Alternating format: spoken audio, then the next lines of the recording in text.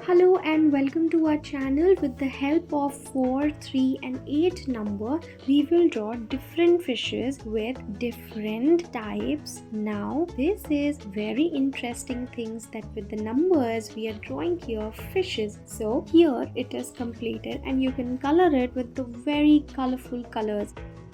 With the help of different lines, we will learn how to draw leaves. Yes, so we have drawn here different lines like plus sign, cross or the crisscross one. So here we have drawn here very much different kinds of leaf with different colors.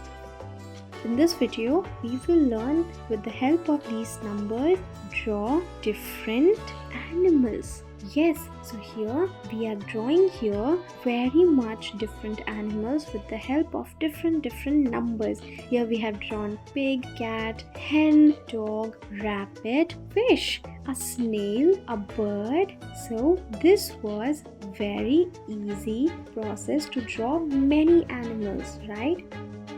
With the help of these circles, we will draw different animal faces. Isn't it interesting? So here it is completed and you can color it with the very colorful colors. Thank you for watching our video.